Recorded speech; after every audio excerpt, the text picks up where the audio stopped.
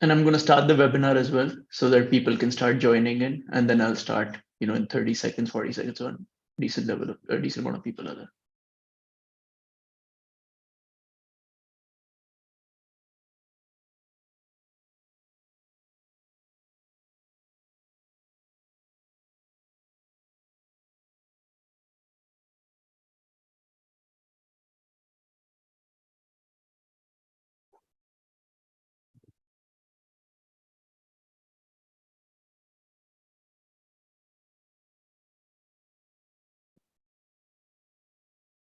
Okay, Ashim, I'll start now. Good afternoon, everyone.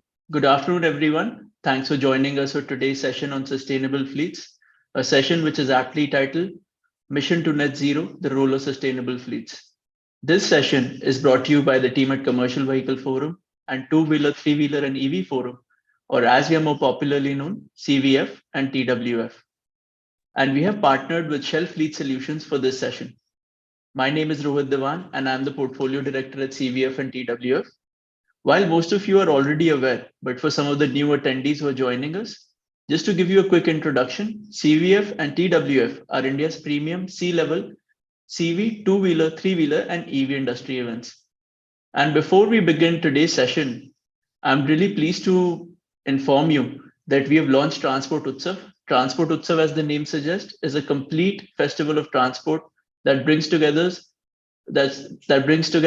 truck owners and fleets who will be attending, alongside solution providers such as trucks, tires, lubricants, finance, insurance, truck technology, and component companies who will be showcasing their products.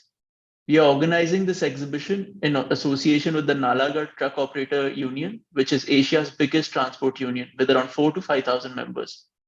The two-day exhibition will take place on 3rd and 4th of March 2023 in Baddi, Himachal Pradesh. We expect to have participation from over 10,000 visitors from the trucking community at this event. So do join us for the same. Now, moving on to the agenda for today's session, I will be kicking off the proceedings for the session with a short introduction. And as part of the introduction, I will be introducing the speakers and the moderator for today's session. Our moderator will then give a quick overview of our session for today and initiate the panel discussion.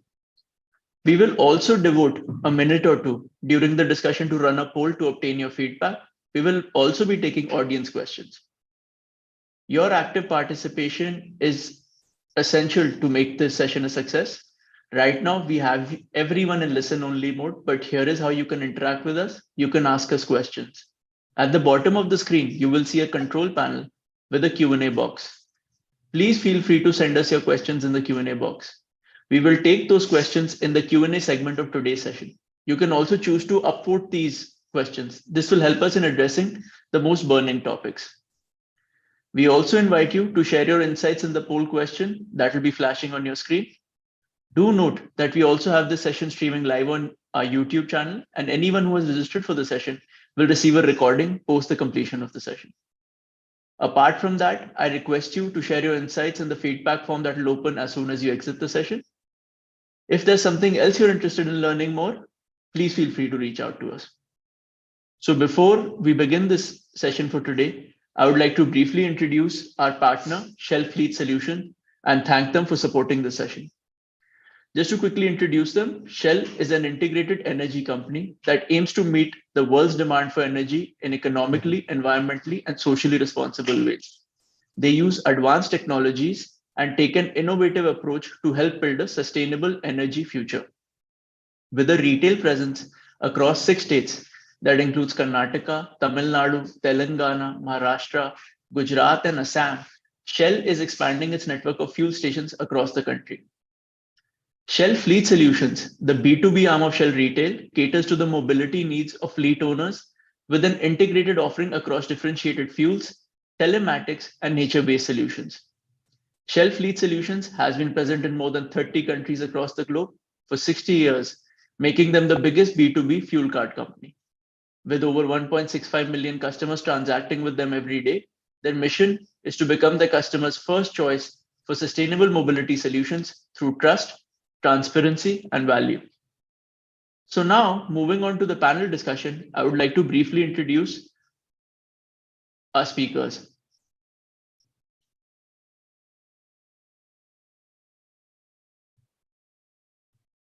Our first speaker for the session is Mr. Sohinder Gill, who is the CEO Global Business for Hero Electric and Director General of the Society of Manufacturers of Electric Vehicles, both for the last 14 years. A mechanical engineer from DCE, he started his career with Larsen and Toubro in the aerospace division in the satellite launching project of ISRO. He later worked in all the major functions in leading automotive organizations like Hero, Escorts, Yamaha, Honda, Kinetic, and JK Group in departments such as manufacturing, engineering, marketing, international business, and strategy management. Surinder Gill closely interacts with policymakers, academia, technology institutions, certification agencies, and the foreign partners to help create the right ecosystem for EVs in India. He also looks forward to mentoring startups who dream to make it big in the EV industry. Our next speaker for the session is Mr. Sanjay Gopal Krishnan, who is head electric passenger vehicles at BYD India. Mr. Gopal Krishnan is a strategy and marketing expert with experience in planning, brand management, product, media analytics, PR, and digital marketing. He has a proven track record of almost 3 decades in translating corporate vision to reality and impacting bottom line performance. He has worked in the past with automotive companies such as Escorts, TAFE, Hindustan Motors, Toyota, Honda, Mahindra, Hyundai, Nissan, Fiat, and Landmark Auto. Our third speaker for the session is Mr. Ram Praveen Swaminathan, who is MD and CEO Mahindra Logistics. He has over 25 years of global business leadership experience, leading businesses in automotive, energy, manufacturing, and paper sectors. Mr. Swaminathan joined Mahindra Logistics Limited in July 2019 and serves as Managing Director and CEO. Prior to this, he has served with the Tata Group, Cummins International Paper Company, and Schneider Electric, where he led strategic and operational transformations across multiple global geographies. He also serves as an independent director at Dodla Dairy Limited and is a member of SVP India and the WWF Advisory Board. In terms of his education, he has completed his bachelor's degree in commerce from Bangalore University and his postgraduate diploma in management from TA Pai Management Institute. Next, we have Mr. Chetan Srivastav, who is an executive director at Dalmia Cement, which is a well-renowned building materials company with an estimated 6,000 employees and was founded in 1939. Chetan graduated from BITS Pilani and in a career spanning well over 25 years, has also worked in the past with Ultratech Cement, Vedanta Resources, Uniper India, Sterlite, Bharat Aluminium, ACC, and Tata Power. Our fifth speaker for the session is Mr. Giri Prasad Nair, who's head of Fleet India at Shell. He's a mobility business leader, truly passionate of reframing business outcomes through people. With a proven experience in delivering tangible benefits in a broad range of business and people issues across various roles in top 2 multi-point retail brands, namely McDonald's and Shell. Next speaker for the session is Mr. Pushkar Singh, who is CEO of Let's Transport. In 2015, Pushkar co-founded the company with the vision of enabling regional transportation for medium to large enterprises in India. Today, Let's Transport is one of the biggest regional logistics companies in India, operating in over 25 cities and catering to 200 plus enterprises with a network of over 175,000 trucks. Pushkar is a recipient of the prestigious Forbes 30 Under 30 Asia, Forbes 30 Under 30 India, and BW Tech Tour Awards. He has previously worked in operations in ITC Limited, and it was Pushkar's direct confrontation with inefficiencies in the logistics sector during his ITC tenure that sowed the seeds of the technologistics platform.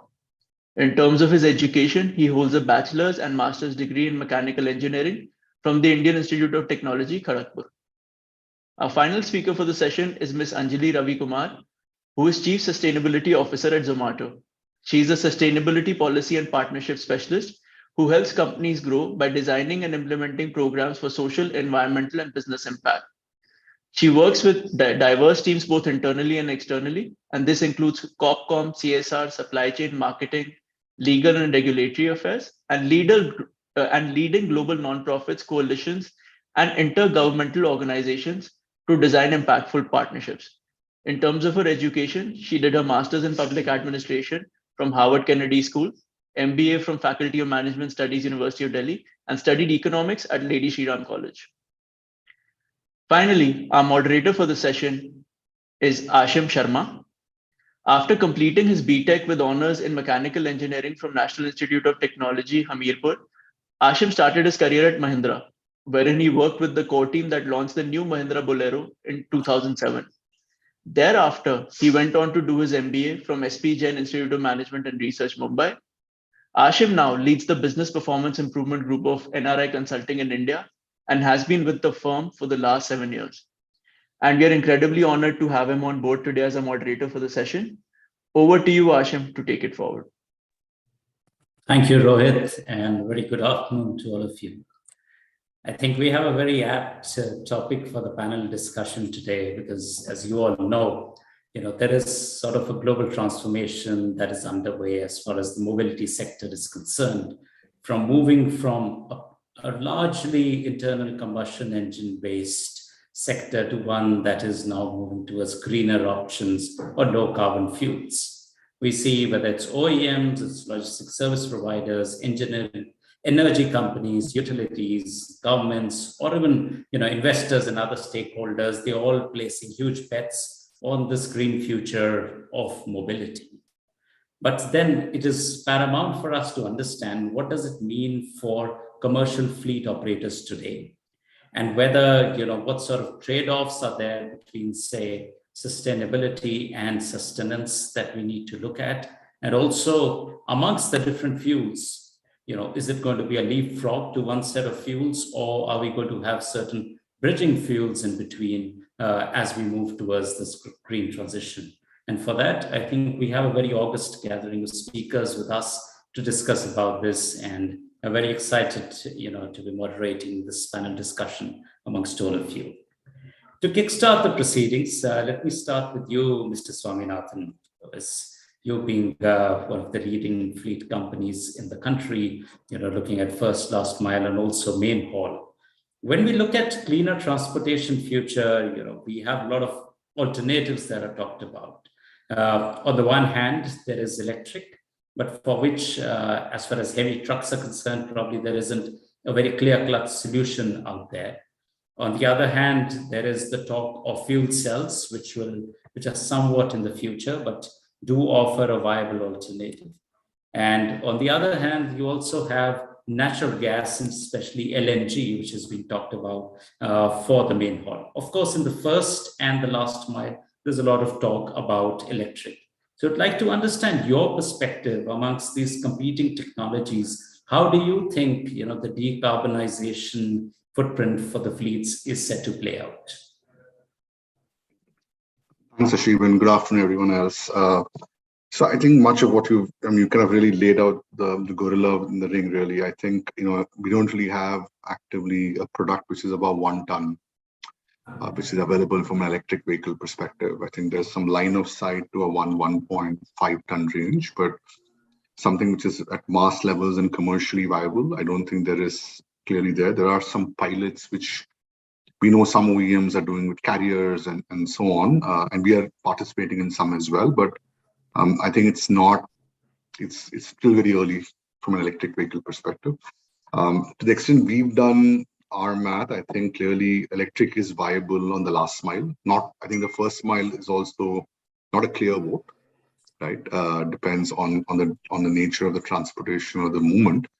But clearly, I think in the last mile, definitely very active adoption. And our own last mile fleets, at least 3-wheelers and 4-wheelers, we're probably right now at 15 to 20% electric, right? And there is use cases where we actively deploy it, right? And there is products which will support it.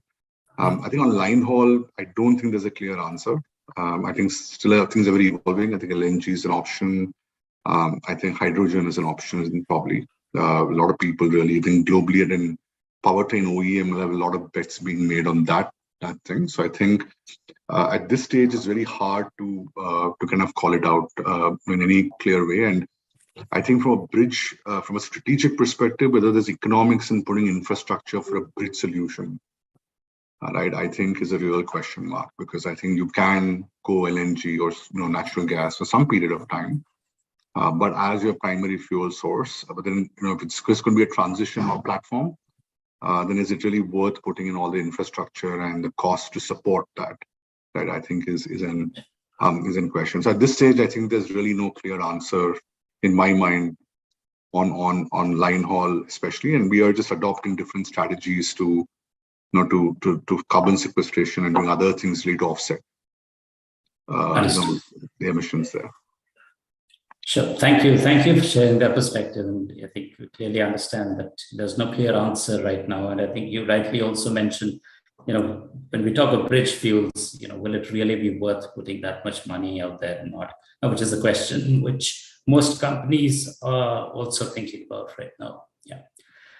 Moving on to another segment there, and I take the question across to you, Mr. Gopalakrishnan. So when we talk about especially the passenger mobility, and in that the taxi fleets, we see that BYD has already introduced the solution in the country. But at the same time, we also see CNG has had a very good penetration in taxis across the country, and now with more and more geographical areas coming under the city gas distribution networks, this is set to grow in different parts of the country.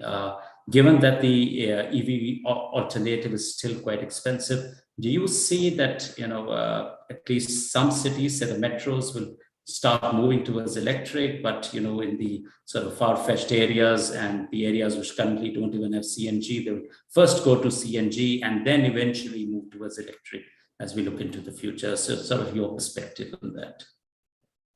So yeah, thank you very much. So whatever we started the BYD passenger vehicle electric business in November 2021, and we launched the first vehicle which was aimed at B2B fleet operations, basically the MPV 5-seater MPV, the all new E6. And we initially, of course, it took some time for the fleets to understand about electric vehicle, because the initial cost of acquisition was high, and it took some time to understand, and they had to do a lot of demos and trials and everything. But I think gradually over a period of 5 to 6 months, I think people have started accepting in the fleet. Especially our vehicle is slightly on the premium side, so basically it is used for senior executive transport, or an airport transfer kind of a thing. So that is what they're being used primarily, or because of the range which is provided by us, close to almost the certified range is 520 kilometers, but practical range is almost close to 480 to 490 kilometers on road. That is what it is giving in Indian conditions. So it is also being used as the intercity transport, like Delhi Jaipur, Delhi Agra, Bombay Pune, on fleets, in fleets. So I think so it has, and now the big fleet operators, like the Oryx and the Cars on Rent and Lithium, all these people want to have EV fleets in their fleet, because the clients for whom they are working, they want to transfer their fleets into EV. So that is another requirement which is coming from the client. So coupled with both this, I think it is slowly started increasing.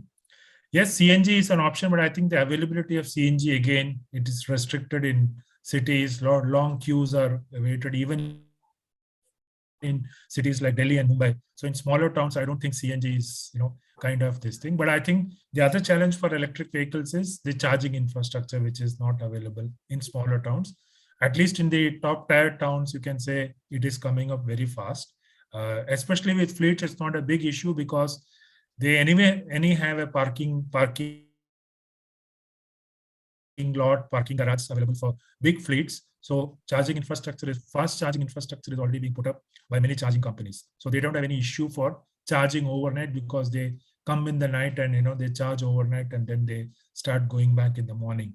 So I think EV is a solution in terms of total cost of operations. That is also very important. I think now the fleet operators are learning that. It takes some time, but now I think they have started realizing the total cost of operation. If they run it more, if they're running 100 kilometers, if they run 200 kilometers, they will save more on EVs. That is what has, lured them. So I feel in smaller towns, possibly, it might take some time because of the charging infrastructure challenge. But in bigger towns, definitely fleet operators will go for EV compared to a CNG because of the cost and, of course, and better charging infrastructure available. Thank you, Mr. Balakrishnan. So it's sort of twofold view coming as far as cities are concerned. Clearly, the smaller tier 2 cities, we need to look out for how the transition happens with the charging infrastructure in place. Sort of moving on to sort of the third form factor, which is two-wheelers, and hence the question to you, Mr. Gill. I know there is the choice only between gasoline and electric, but at the same time, within electric, there is this choice that has emerged a lot between swapping and fixed charging.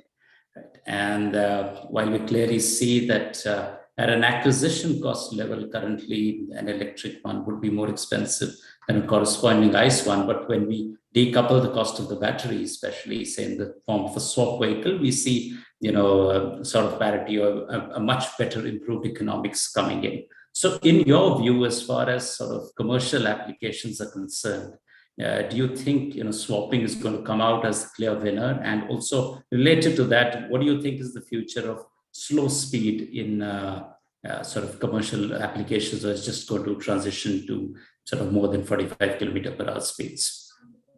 Well, thank you. And before jumping to your questions, I'll take a macro view of last 10, 15 years of my experience in electric and also at an association level.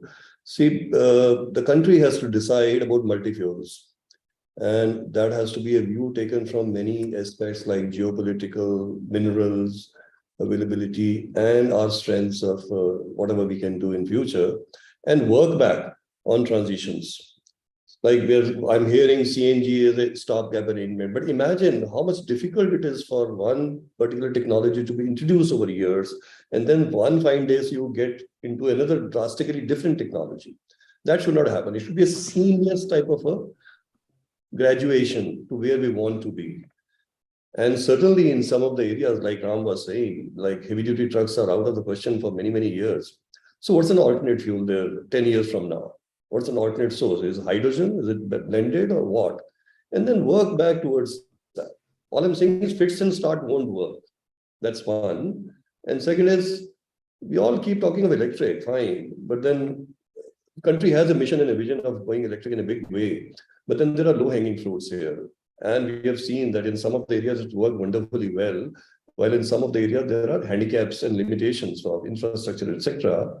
So right now, the limited resources, energies, or exchequer money that we have to pool all our resources into the low-hanging fruits available. And within that, B2B and fleets is a great thing to have. See, when I talk for the last 5 years back, when I used to talk to all the big guys in fleets and B2B businesses, there's hardly any interest about going electric, besides talking of net zero or otherwise any contribution of the sustainability into the business model. But lately for the last 2 years, wherever I'm talking, other than aggregators, if I'm talking to OEMs or original like B2B guys, I certainly find that some part of a discussion is happening on sustainability also. That how can we, when we go electric, do more than what we are talking to see to it that we contribute less and less to the pollution and be largely into the goals of the organization, like Amazon itself. They have announced their own goals and so many others. So that is factoring very much into the genes of the businesses now. And that is a great thing to happen because B2B is so much of a rigorous user of a fleet, like a vehicle, maximum kilometers done, more of them heavy duty, and running over hours and hours, that one vehicle over there is equal to 3 vehicles in the personal range, for example. So from that point of view, it makes a lot of sense of this subject to be talked about, connecting the sustainability to the fleet wherever it makes sense, and it does make a lot of sense. For talking of your specific questions of low speed, battery swapping versus charging, there are clear winners here. One is there was an initial resistance of technology providers in swapping, that they lose their sort of differentiation in swapping, but then they've all come to understand that government is serious about it and it has to happen. So they have to let go of their differentiation to premium end, but talk of B2B businesses where premiumness is not on account of differentiation in the battery system. It goes somewhere else, from tailor making product, especially made products. So they have all understood now that swapping is a possibility, a practical possibility, and a great possibility to reduce the capital or capex requirements of a business. And that's what business looks for. And I'm very, very sure that even if it has failed all across the world, over here in B2B business, India has taken it seriously. It is certainly going to become very, very important for us from 2 or 3 points of view. One is, understand a battery in a two-wheeler is like in an oven. It's a small compartment. It's 45 degrees in north, and battery heat don't go together. And then you are using chargers which are pretty small chargers, 5 ampere charger from home sockets or otherwise, which are not giving the proper regulated supplies. So you're charging when it is hot, you are overusing the batteries and so many things. Everything goes out of the window and it's swapping. In a swapping station, you are pre-cooling the battery, you are regulating the supply, you are not allowing the batteries which are abnormal to go into the vehicle. So many good advantages are there in swapping, other than the capex light, that it is a no-brainer that it will pick up. So that's why we have to align ourselves as two-wheeler companies to see to it that there is a business model created where without battery or BAS or a swapping becomes a mainline business. In our case, it has already become a mainline business over here. When it comes to low speed, I think it's not a good thing to have, because of particularly a vehicle on the road cannot be devoid of regulations of the law, order, traffic, etc. And that's what's happening. One is low speed by itself is not a low speed. Most of them are high speed, sort of under the cover of low speed, which is so difficult to find out. So that's a strict no-no.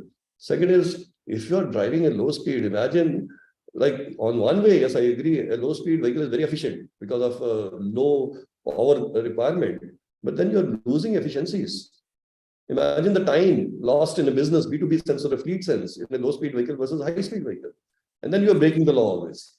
Then you're putting ill-skilled drivers without any licenses, without anything, and just on the, just to take care of that, okay, I have enough of labor to put it on, and have a lot of issues and problems with maintenance, acceptability of the product. So I am strictly no, let's graduate out of low speed. Let's follow the law. Let's strictly try registered vehicles and give a big push to B2B swapping. It will overflow into the retail automatically.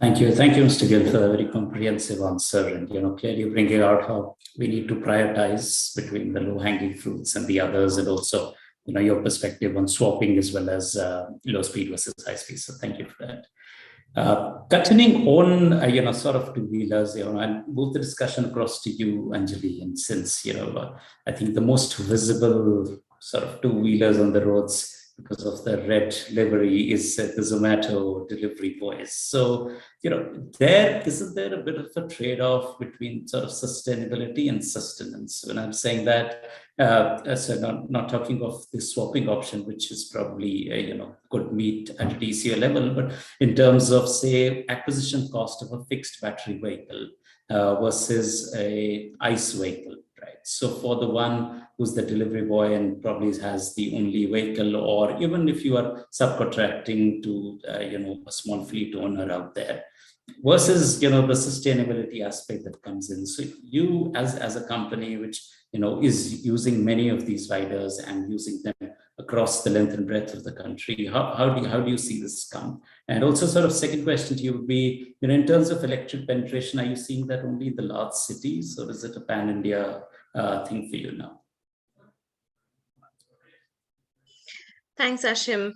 I should say that, Zomato has made a commitment of ensuring that 100% of our deliveries are EV based, or is done through EVs by 2030.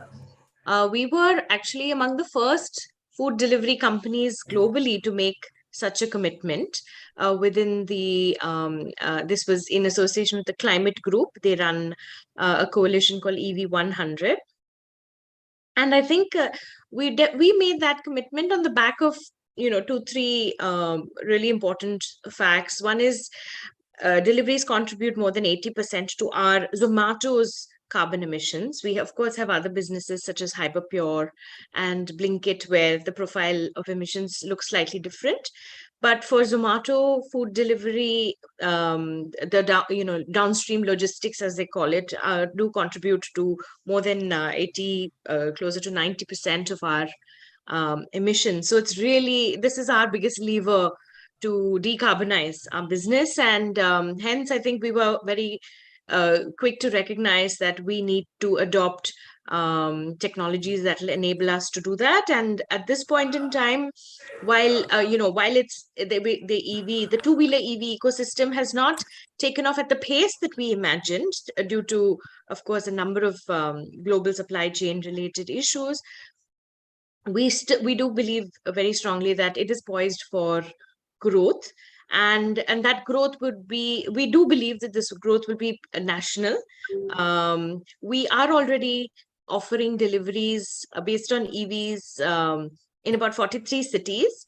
I should tell you that we are very much dependent on the startup ecosystem, especially the rental EV rental ecosystem, which is, a sub-segment or a sub-service of the entire ecosystem. So it's we are dependent on EV rental companies, primarily because of the high cost of acquisition of EVs. Our delivery partners do not have the credit worthiness to be able to access finance. As you know, many people that take up delivery jobs or delivery opportunities, they would dip into the work and do something else for a couple of months. So it's not like they're consistently engaged with in delivery, and they don't have the necessary credit history to be able to access loans. So that's the missing link, frankly. If the finance can be unlocked, I would think a lot of delivery partners are actually very interested in buying or purchasing electric vehicles. So we're working with a couple of finance partners to see how we can enable that. And I see all of this coming together in the next, 1 or 2 years for sure. But you should know that we are already, through the rental model, we are already present in cities like Patna, which are they're not tier 1, but they're, sizable cities. Bhilai, Raipur, we work with players such as Velo, and a host of others across the big metros. So for now, it's the rental model that is really helping us sort of electrify our fleet. We believe once the finance issue is unlocked, that'll help us make this transition even faster.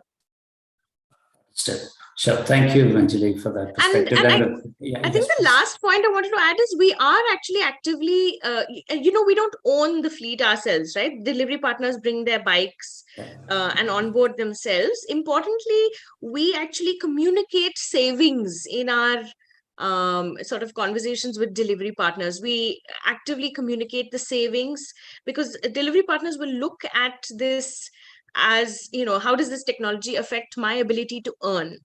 So we do communicate that the technology has the ability to help you save on fuel costs considerably. Understood. Yeah. So I think clearly, as you said, financing, one thing which we'll also discuss later, this discussion, how that can be solved. And clearly with 43 cities and this rental model, I think you're sort of making the sort of pioneering this across the country with your attached vehicles, and hopefully we should see that penetrate more and more cities too. Sticking on sort of a similar theme on the affordability of vehicles, especially for people who are getting attached to, say, a platform or an aggregator. So would like to bring that question across to you, Pushkar. When you look at sort of the last mile and some of these operators who are running the vehicles, is that same conundrum of sustainability versus sustenance also coming to the fore here? And what sort of has been your experience in that? Absolutely, Ashim. As Swaminathan sir said, we do have fleet which ranges from anywhere from 500 kgs of payload all the way up to 10 tons in size. And the electric technology largely exists between 500 kgs of payload to about 1.5 tons of payload. And that's essentially what we're focusing on. The higher tonnage capacity trucks, I think the technology is yet to mature to a point where it becomes commercially viable. But what we're seeing is 2-3 years back when we started dabbling into electric vehicles, we realized that there was a little bit of tech overload for these individual small truck owners, right? And they wouldn't understand whether swapping is the right technology, whether fast charging is the right technology, and a bunch of other things, right? So we started a design of experiments to understand what would be the most relevant fit for a particular persona of a truck owner, right? But the broader themes which came out of the entire experimentation was truckers would not trust on the product reliability as such, right? I mean, traditionally, if you look at the way commercial vehicles sell, is either through a brand such as Tata, or if you have a very strong retail distribution push. I mean, the likes of Atul Autos and Champion Autos of the nature, right? Now, given that most of these large OEMs were not participating actively in this space, it gave rise to a bunch of challenger OEMs, right? These are the new age companies that we're talking about. And unfortunately, both the trust of brand and retail might lagged in most of these companies. So the art of communicating it to truckers, to right relevant buyers, I would say there's a bunch of friction points, and which is why the product can't be communicated to these individual truckers. So we do a lot of joint go-to-market activities with them in order to help them with financing, as Anjali rightly pointed out, in order to help them with understanding what's the most relevant use case and the product technology combination for them. I mean, a lot of truckers just want to spend time with e-commerce. You know, there's a different technology stack which allows them to do that. But the good thing is, I think most of them understand the benefit of that the total cost of ownership does fall, and it's a matter of time where you're able to crank the flywheel. So what started out, that's right. So what started out as what Sohinder said, right? I mean, you move from a B2B model because that's where you have enough volumes, enough utilization to kind of handhold the technology to these folks. And in the process, you understand there would be certain number of truckers who would be willing to kind of migrate to electric trucks. So we do a bunch of work with Zomato as well. About 50, 60 trucks work with Zomato on EV. They've been at the forefront of, kind of sustainability.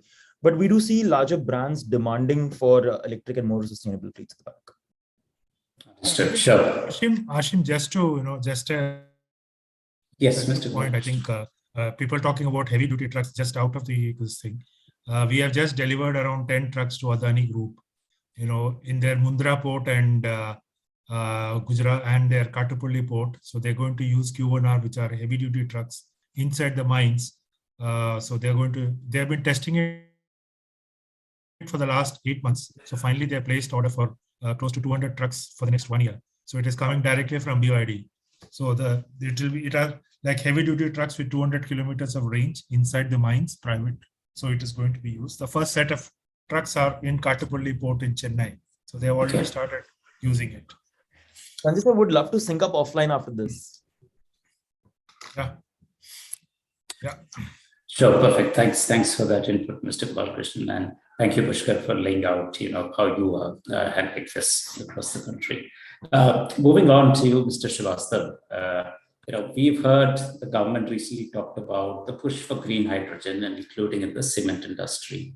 While a large part of that is with regard to production, but at the same time, if you have a viable fuel cell electric vehicle, then you could, use that same green hydrogen out there as well. And while Mr. Gopalakrishnan did mention about a solution coming in, I mean, largely in the country right now, we don't have too many solutions for, heavy haulage. So what has been your experience in sort of migration from one fuel type to the other? And, are you also exploring LNG out there? Yeah. So, like one thing is first just to give you a background where these manufacturing industries are going through, or what is the line of thinking that is happening in, our kind of cement manufacturing or steel manufacturing. Right. So just to give you a glimpse, cement world over does something like 600 kg to 550 kg of carbon per ton of cement they produce world over. India does much better. We are around 450 to 500 kg, so almost 100 kg less than world averages. Dalmia, we do less than 400. So the point here is that there is a continuous push towards making it greener as much as possible. And when we look at our carbon footprint, so there again, we see that only by working on logistics part where the carbon footprint is, we can look at another 20-25% reduction by use of all these greener technologies. So suppose now at my unit, we are at 380 kgs kind of scenario. So I can look at another 100-120 kgs being reduced only on terms of transportation.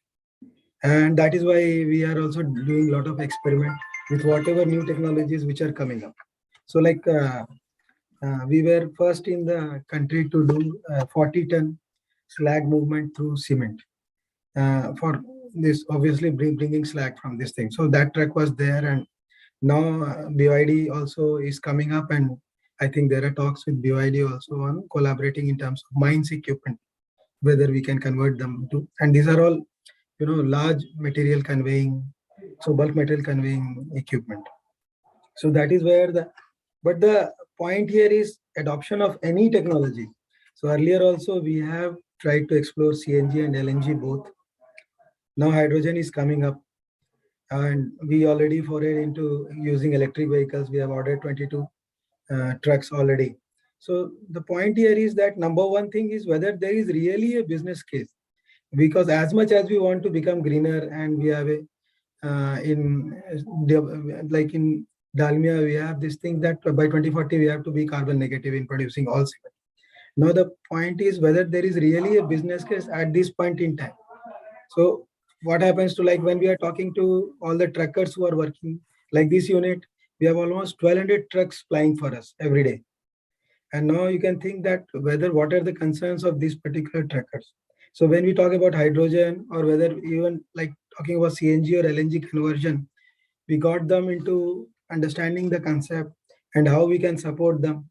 But then also it was not like Mr. Gill was also highlighting whether there is really a business case which is being sold out to these people. So that is one thing when we talk about technology. Second thing is like whether there is any ease of installation which is being provided. So ease of installation and operation. So third thing is that what kind of support people are getting in terms of operation. And finally, the business model, whether it is totally CAPEX model, OPEX model, or a hybrid model. So when you are looking at technological perspective, I say that you have to merge commercial perspective also along with it, and the kind of, you know, operating like kind of scenario there is existing in this particular time in terms of what is happening to that particular business. So when you merge all this, the question itself is whether we want to go to hydrogen, yes, whether we want to do EV, whether we want to do CNG, LNG, we want to do all of that. But then question is whether these 4 points which I was highlighting, whether those 4 points are, and whether we are really in experimentation mode, because solar is also helping us. So whether we can merge solar with EV, so like whether all the EVs can do, and then whether there are enough battery banks where charging can happen through solar. So there again, I have become greener. So green and profitability both have to go hand in hand, and ease of doing it has to be the third support which has to be there. So that is what actually answers the technology we are all the manufacturing units are going to buy. Understood. So yeah, I think very rightly pointed out, it's green, but with profitability and ease of adoption. That's going to be the way forward. And yeah, and I think you also touched upon for a point, use of solar, hence the use of renewable for the electricity. And with that, I think finally and very importantly, I think the discussion across to you, Mr. Nair, since you at Shell have started the Nature-Based Solutions, which is like putting in place these carbon sinks, which at the end of the day, if we are looking at sustainability and net zero, I mean, we could do it ourselves or we could do it as an ecosystem. The impact is going to be similar. And given that the grid is not as green as we would want it to be, and therefore, your solutions out there, irrespective or maybe let me say agnostic of the fuel type being used, could help companies, right? So what is your perspective in terms of, adoption of your solution by the various companies out there? And do you also see that given that the solution is there, it could also be offered to those who are running EVs, but maybe on electricity generated by thermal, and at the same time also to those who may want to use natural gas as a transition fuel?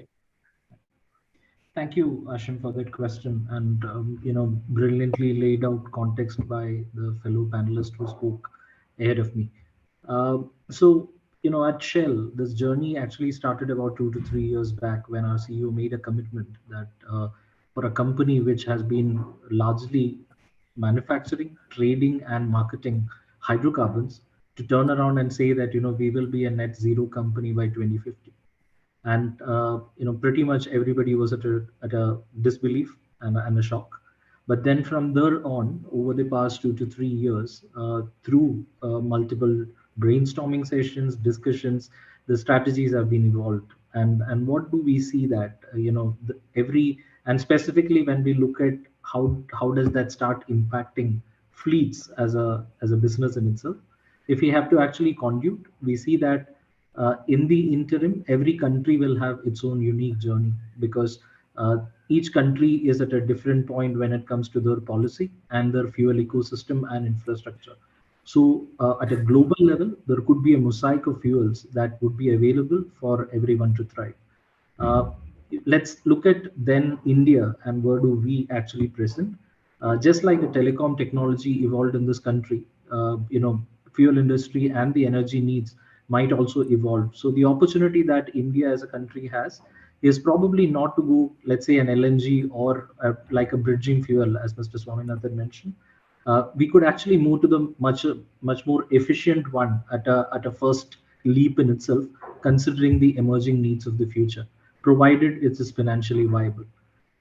Now let's look at fleets, and by and large, when you look at fleet, there is when you further divide it into user case, there are light commercial vehicles, there are delivery fleets, there are professional fleets which is given by the organization for the employee commute, there are aggregators. So when we actually cut across this, every user case has a different requirement that is emerging. And at this point, what are we seeing is that both the light commercial vehicles as well as the last mile delivery are the ones who are taking lead in terms of moving here. Uh, Connecting back to that, even from a fleet ecosystem point of view, the best way to move to a net zero is to avoid, right? So if you're starting a business today, look at that 10-year window, like Mr. Gopalakrishnan mentioned, and then look at what is the right fuel and what is the right fleet that you need. The second, if you're already there, then how can you reduce it? And that's where optimization comes into play. There are devices like telematics which can actually help you improve your efficiency of fuel consumption and also help you reduce the leakage, which then help you overall reduce it. You also have an opportunity to make it a blended fuel, right? And that is what even a nature-based fuel can then be blended with an existing fossil fuel to reduce carbon emissions. And finally, in that leg would also be to compensate, because as you move forward, there will always be some level of emissions. It's important to understand that and then compensate through offset mechanisms around how you can build that onto it. But let me also take to just connect it back to the net zero roadmap at all in all as well. But everything starts with diagnosing as to what is the current baseline performance, right, and establishing goals. It necessarily doesn't need to be a future goal, but it can be a short term and a long term. Then try and build, through the quick wins that some of the panelists did mention, as to what is viable and what can immediately impact and bring back profits to the organization. Then deploy those quick wins and make it sustainable in such a way that they then becomes the self-funding mechanism for the business to go forward.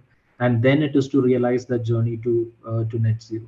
So that's how from a Shell's global experience perspective, as well as from our interface working very closely with fleets, we see this journey unveiling. Understood. Yeah, thanks a lot, for sharing that very well laid out broad perspective and also connecting back with the thoughts of all the panelists. So that's why intentionally I brought the discussion to you at the end so that you could, respond to all of that. And I think clearly, yes, you talked about those prioritizations and the solutions that you have in place, which could enable us to move towards this path for net zero. So thanks for that perspective. I think moving across, and I'll bring the discussion back to you, Pushkar. In the quest for improvement of fleets, and I'll also, after I finish with you, also request Mr. Swaminathan to give his perspective on that. So we see that in terms of working conditions of drivers, there's a lot of talk out there in terms of they being on the road for long hours, away from family for many days, also the kind of operating conditions that they have to work in, non-air conditioned cabins, so on and so forth. And there's a lot of talk around that, which in turn is also responsible, say, for accidents, for health issues with them. and many other things, right? So in terms of, fleet operators' priority, is it going to be first that and then sustainability? Or is it like an or relationship or an and relationship? As we discussed a lot about priority, I think somewhere for fleets, this is also a burning issue. So what is your sort of take on that? And then after you, I'd also request Mr. Swaminathan's perspective in the same. Absolutely. So I think, Ashim, it'll be an and situation for sure, not just an or situation. And I think, we have different tech stacks which are moving at different pace, right? As I was mentioning in the higher capacity trucks, it'll take longer before the electric technology or any other technology comes in, right? You can't hold on to truckers just because you're busy solving for a smaller tonnage problem. So I think while India has always been an oversupply problem, which is why it has led to the conditions being so deplorable for these truckers, I think it's high time that, people start giving their due regards and due respect to what the trucking community does. I fundamentally think there will be reasons to solve for their conditions, livelihood. And it is one of the things that we market, that being an aggregator, you're free to switch on and switch off whenever you want your application, right? And you can earn at your own merits / at your convenience. And as long as truckers do feel that they're safe, they're not burnt out, we'll be giving transactions to them.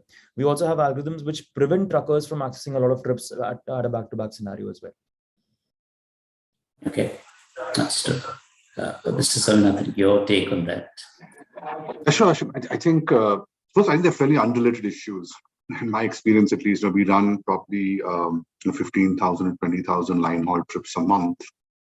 And we do a fair amount of work in Mahindra Logistics in working with driver communities along with the transporters who employ them. And I think they're fairly unrelated, right? In terms of that, I think driver shortages are increasing in our country, and that is going to solve. And I think transporters and good transporters, especially, I think, understand they need to address that, right? I think it's got nothing to do with the sustainability curve in that sense, right? In terms of transporter choice. I think for transporters, the choice about going electric or going natural gas or anything, I think is a function of the business case. And I think Chetan or somebody else made this point, saying that, listen, can we create an addressable business case? If not with significant benefit, at least with no penalty, to drive that transition. And I think that's what's going to drive the transporters' the thought process. I think the drivers are important stakeholders move away from traditional ICE. Because the way the Indian truck market works today is that most of the transporters give the driver a certain amount of money or a certain amount of allowance for fuel. Yeah. And drivers tend to pocket the gap between that, right? And one of the biggest things we've done, we work on to improve, to reduce emissions, is to actually work with drivers to teach them how to drive their vehicles better, right? It's actually a fairly significant lever of improvement. Right, and so they will obviously have a big resistance in moving away from ICE into a much more transparent energy platform, because that will have to be solved for. I won't say there'll be a resistance, but transporters will have to solve for that with their drivers, and that, I think, will be the biggest driver factor. And we've seen that when we go to EVs, etc. The drivers, we have 1,300 electric vehicles which we own ourselves. And their drivers are all compensated in some way for a premium, in some ways for this, right? So I think, right. But I don't think it's not an and or I think they're actually two very different problems, really, given the horizons of time we're talking about. Understood. Sure. Since you also mentioned, how Mr. Srivastava was also alluding to the same problem. So, and Mr. Srivastava, we know that in the cement industry, again, some of these problems are talked about as far as the drivers are concerned. So would want your quick perspective on the same as well. Yeah. Sorry. No, sorry, please go ahead.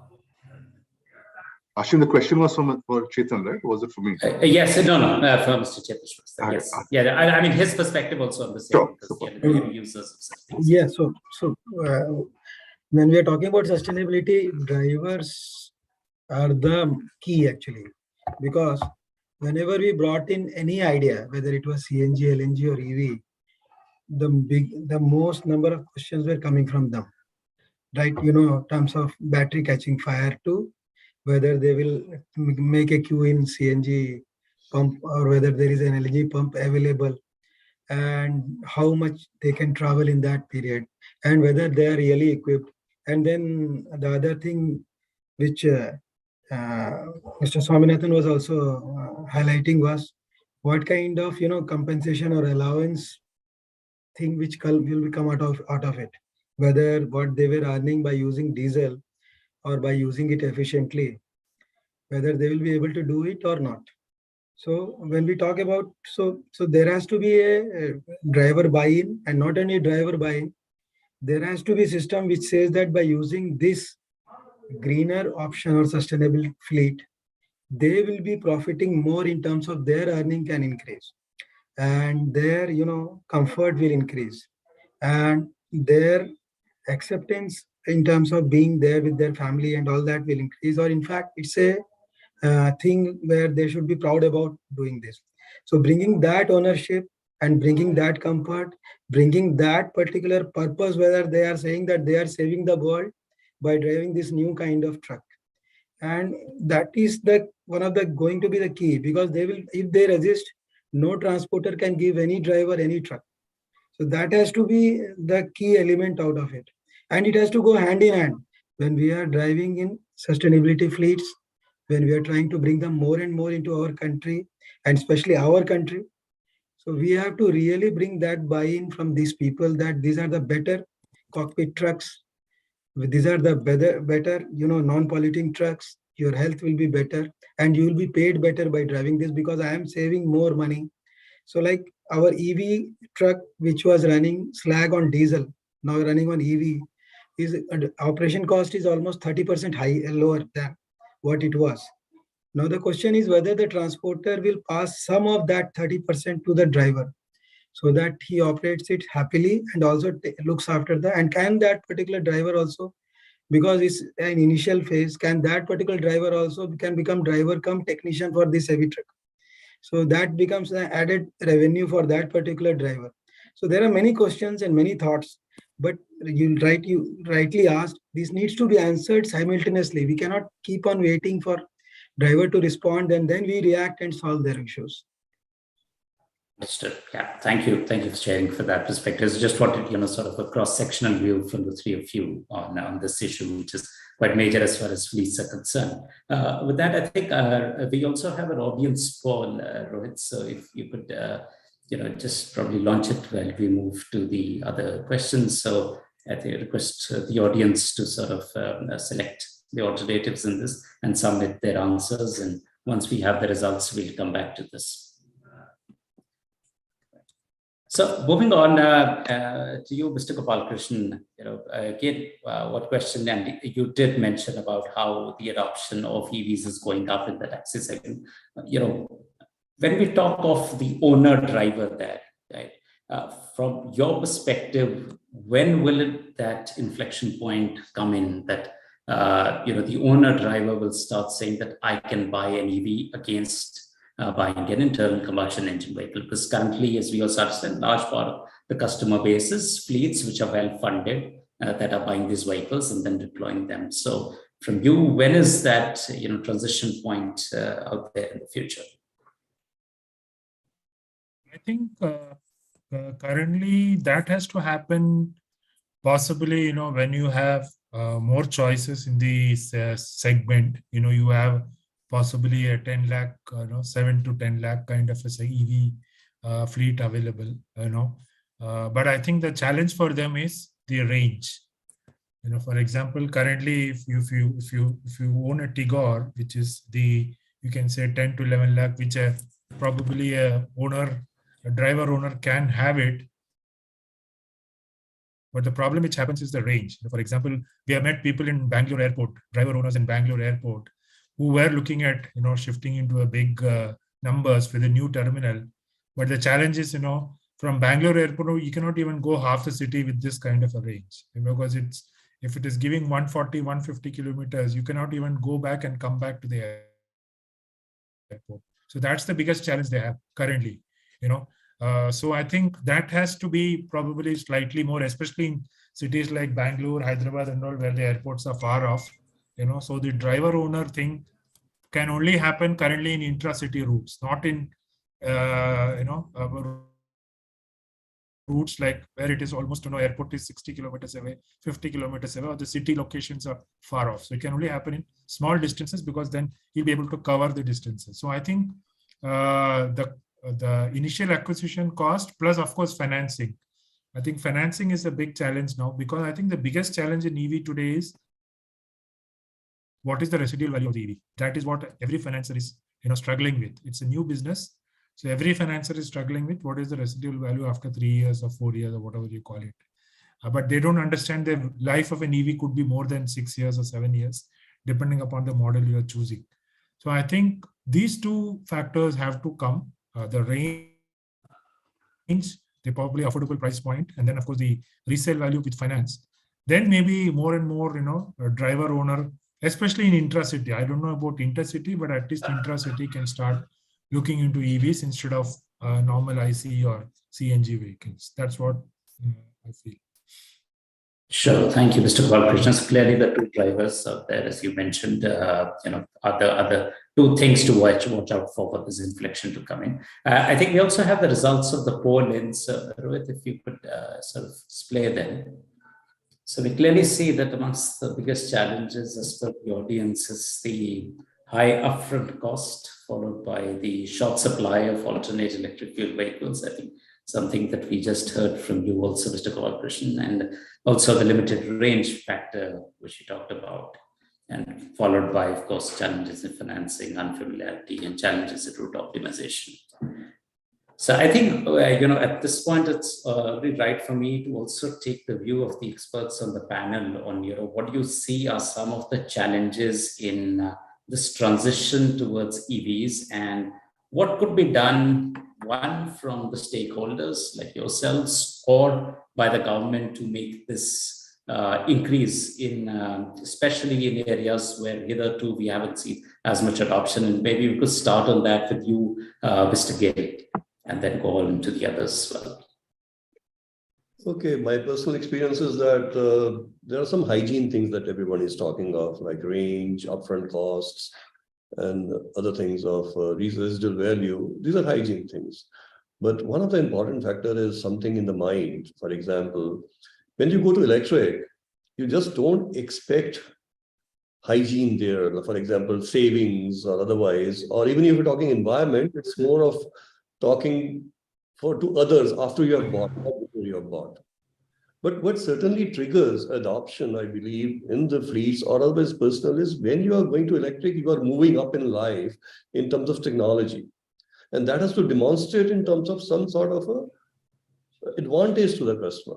For example, Blue Smart is a great idea in taxis, where they have created a business model. If they had followed Ola Uber model for electric, they would have failed. But they created a new business model around it, which created so much of customer attraction. Similarly, if you have a truck and just electric, but not comfortable enough or not having that feature one can be proud of, the adoption will sort of taper down. I have a very interesting, I was witnessing to a survey in Vancouver 10 days back, where Tesla consumers were asked, what do you like most in your Tesla? And one of the answers was, that people who are owning dogs, they say, I like the dog mode the most, that's why I bought Tesla. So dog mode made them buy Tesla, which is what? Like it makes my dog safe and it makes me comfortable because I can leave my dog in the room, in the car, and there's a big screen where it says, I am okay, my owner has just gone for shopping, don't worry, my temperature is 19 degrees centigrade. So that is what made me buy Tesla. So think of those features which you can add along with electric, and then compare it to what he was getting in the non-electric side. Those are the last points of trigger when adoption will also be in addition to the hygiene factors. So the guys who think more about those without adding cost so much, but otherwise, think of adding features which are a value add, which are people are proud of talking, and also very useful to them. That will increase adoption.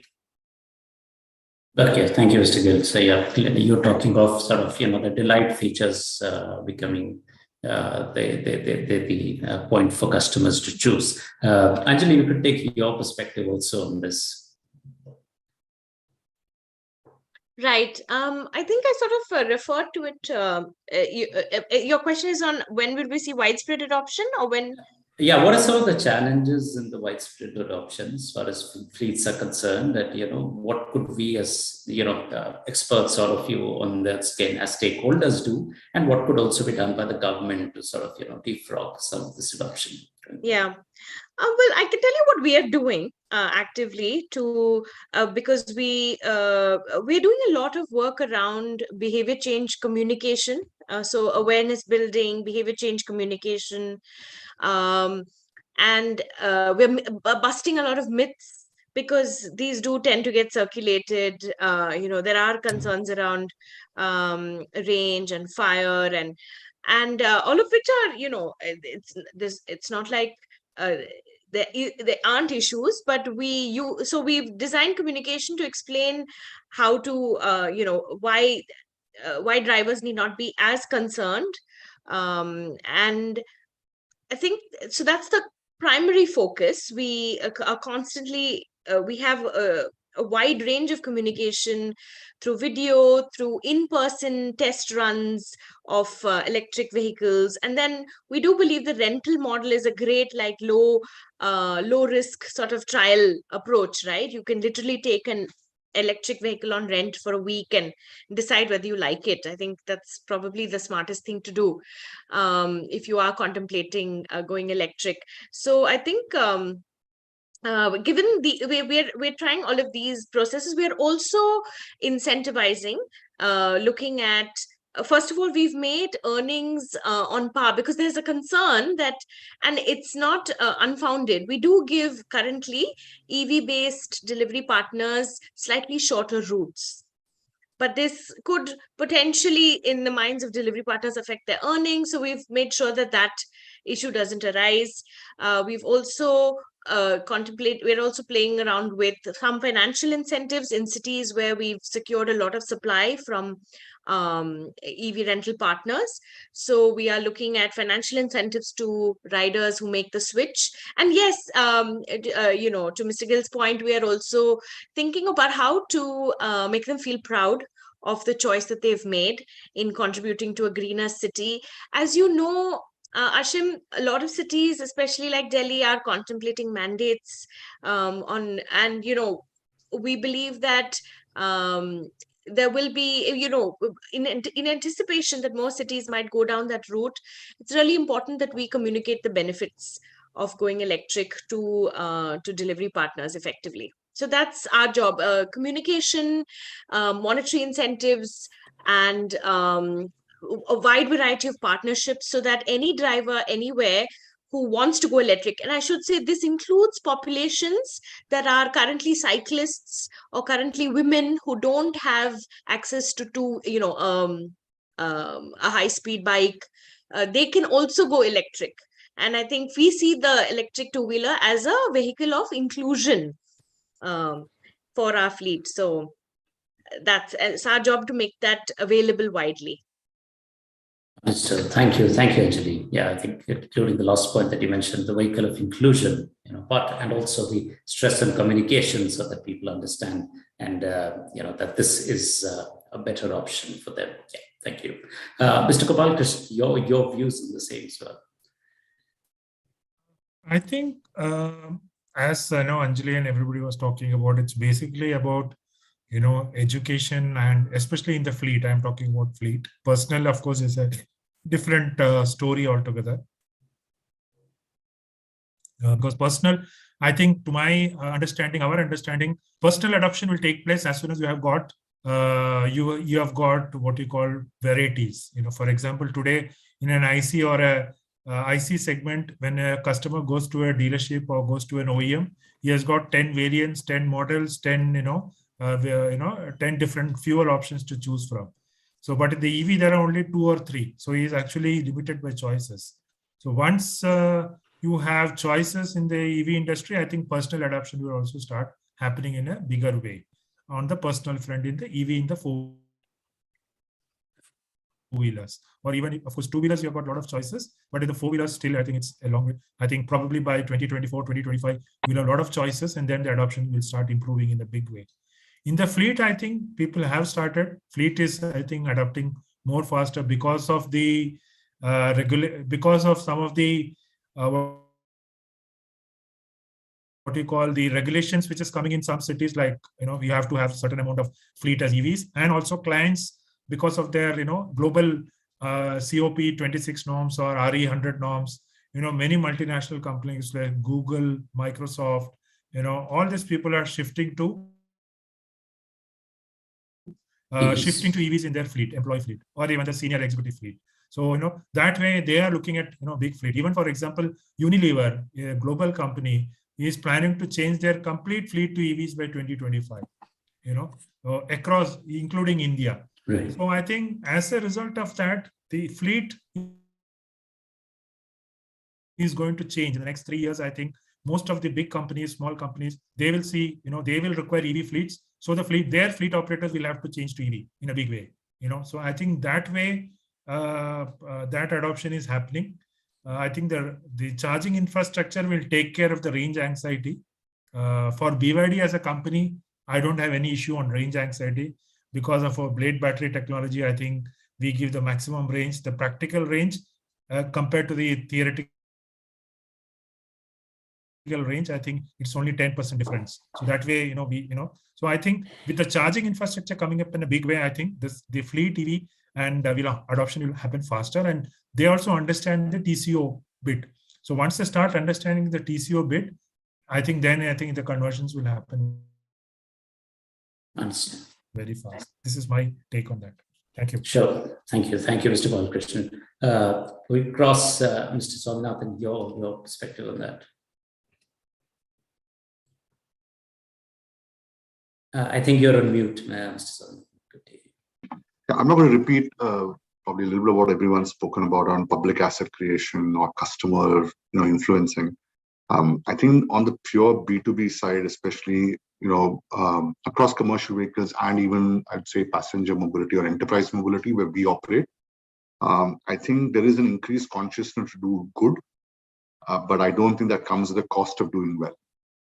Right. And I think if you really want to accelerate this transformation, both those issues have to be addressed, even though that saying that may not always be, palatable to everyone when you're talking about driving transitions. But I think that is a reality, and I think to Mr. Gill's point, while there are a lot of things that we talk about from a hygiene perspective, I think we need to recognize that that's actually where we are today. Yeah. Right. If we are going to make a leapfrog, it will first begin with us fixing those hygiene issues. Right. I mean, we have 1,300 electric vehicles of our own. We're not outsourcing it to somebody else to rent it from them. We have 300 cars, right? In the Meru fleet. And part of the reason why we acquired these assets is because there's huge anxiety. The driver come operators will now worried about range, or worried about energy, about technology transition. You buy a vehicle which is 200 kilometers. Tomorrow something comes is 400 kilometers. Your vehicle might be obsolete, right? And they're very considerable resale value. Today it's almost. I mean, you can't find resale value for an electric vehicle if you own one, right? I mean, if you had an ICE vehicle, you just go on to a portal and list your product, right? I mean, and people who are living on at economically weaker sections, or people who are actually trying to use this as a source of income, for them that hygiene issue is very real. So I just want to re-emphasize that, because I think that's often not the cool part of the conversation, but I think that is where the real challenges today on the ground are. The transition will happen. We address the majority of the population and not the niches around the industry. Yeah, agree with you. And yeah, I think clearly, especially for a large part of the users, it's going to be first economics and then environment when they make the switch over, and hence the hygiene is going to be very important there. Thank you. Mr. Srivastava, what is your take on this one? Yeah, I believe most of the challenges have been covered, but one thing is like any other product marketing, we have to look at from the customer segment perspective. We cannot be, generalizing that this is what happened in some country, so it will happen in this country. In any country or in this country also, we have a lot of customer segments. So when we are talking about commercial vehicle or goods vehicle per se, or fleet vehicle, whether it is commercial vehicle or goods vehicle fleet, their perspective is entirely different when it comes to personal vehicle. And personal vehicle, again, then we're talking about low-end or high-end vehicles. So we have clearly customer segments, and they are responding in a very, very different pattern. So those concerns are also there. And at the same time, policies around batteries, what to do about batteries, policies about technologies when they are going to change, what will be phased out, whether my vehicle, which is now, as per me, I have converted into a new technology vehicle, whether after 2-3 years again it will be obsolete, and some policy will come whether I have to scrap that vehicle. So what happens to that kind of, so which Nathan was also highlighting. So we have, so my only limited point is that we have to look at challenges from customer segment perspective rather than generalizing the whole challenge thing. Understood. Yeah, I think that's very clear. You mentioned about the global thing, and that's where I'll try to bring the conversation. I want to bring the conversation now to Mr. Nair also. Shell has seen these questions pop up across the globe. Given the global expertise of the firm. Yeah, I agree, Mr. Srivastav, saying that you cannot put the same solution here. Of course, we need to look at the context that we would be operating at, whether it's price points, whether it's earning levels, whether it's temperature conditions, so on and so forth. But, given the global experience of Shell, what do you think could be some of the catalysts in this regard? So thank you, Ashim, again for that question. And with Mr. Chetan, when he mentioned that, the starting point of every country is different, if we have to see it from that particular perspective. But the method to that would be similar. And that essentially starts with the policymakers taking up a target. We heard Anjali mentioning about how Zomato wanted to move to had a sustainable target by 2030. I did mention about Shell. So it's about each country to actually put that together in the roadmap, saying that this is where we would want to become a zero emission country. And once that sets in, then it is also about the policymakers to create an ecosystem which promotes an open innovation. And when we talk about open innovation, there are multiple stakeholders. It starts with the equipment manufacturers, right? And in this case, it is the fleet manufacturers, but also about, financial institutions, and then the fleet owners, and then drivers, who are pretty much a key cog in this entire one. And obviously the energy industry then supports it, right, with that right fuel. So if that open innovation culture then sets in, it then comes to life through the targets of, let's say, larger players and organized players. We heard names of Amazons, the DHLs of the world, and then those probably most organized ones will take a lead in terms of bringing this in front. And that's where each part will start moving. And with this, then promoting the sustainability with a clear what is in it for you, for each of these players, be it manufacturers, be it financial institutions, the fleet owners in itself, and then finally the drivers. Because when we are able to provide or contribute to the sustenance of each of these businesses, and both in terms of being good in terms of their health, but also in terms of their financial health, that's when the real journey will start. And that journey will be very different for most countries, but it starts actually with that policy on board. Understood. Thank you very much for sharing that perspective. I think with that, we can take one or two audience questions. I see that a large part of those have already been answered at various points of the webinar, and some are comments, but let me take a few which probably are not answered. I think the first one, I think that's quite specific to Zomato, so I'll put it to you, Anjali. They're asking, do you have a mechanism to rewards? I think a mechanism to reward and recognize on social walls of EV drivers of Zomato as how they are contributing towards a greener world. So is there some mechanism like that out there? Not yet, but we are working towards it. In the recent months, ever since we announced our commitment, actually, we had a number of things planned, but there were supply chain issues that affected our EV partners as well. So we couldn't go all out and create a full array of incentive schemes, etc. But we believe those some of those supply chain issues have been sorted out now, and there is sort of like good supply with our rental partners. So we are working very hard on designing the right, not just communication, but recognition mechanisms as well that will really appeal to drivers. So that's, I can say that it's in the works. So, all right, thank you.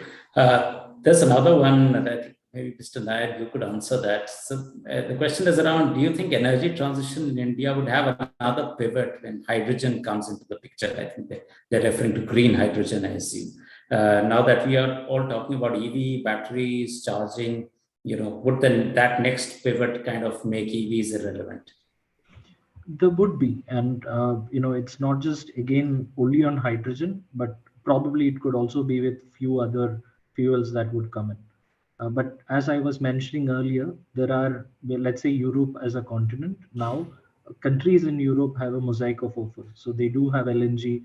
They have, few countries are going hydrogen now, which is again much more efficient in terms of both cost as well as availability. So what India has a unique point is, from our starting point, depending on the zero target that we would have, it would actually be looking at the technologies that are available, and probably also be that innovation hub for the world, primarily from a data as to how the ground realities, which is very diverse in this country, through data platforms can connect to that most optimum solution, which then helps each of the stakeholders in this journey. Understood. Thank you.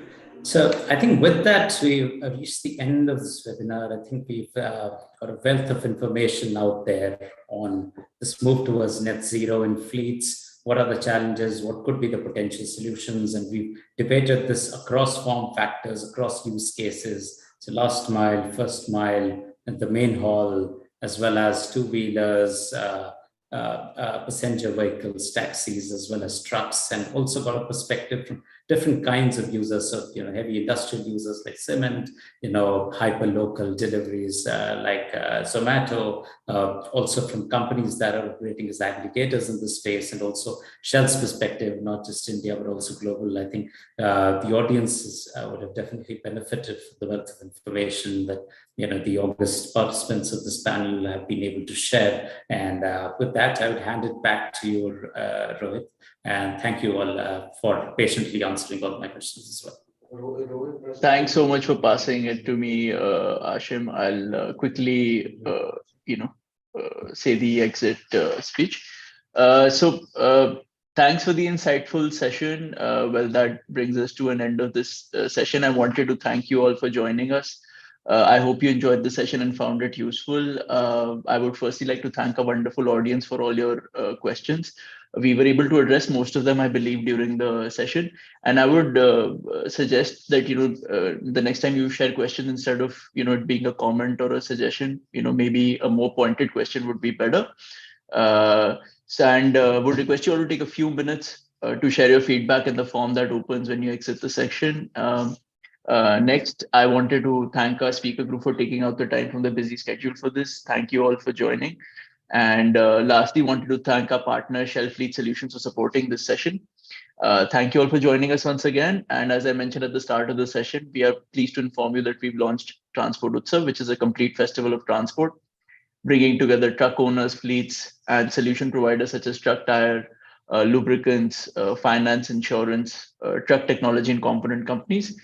We are organizing this exhibition with the Nalagarh Truck Operator Union, which is Asia's biggest transport union with around 4,000 to 5,000 members. The two-day exhibition takes place on 3rd and 4th of March in Baddi, Himachal Pradesh, and over 10,000 visitors are expected. So do join us for the same. In the meantime, here is a thank you and a goodbye from all of us. Thank you. Thank you. Thank you. Thank you. Thank you. Thank you, Ashim. Thank you.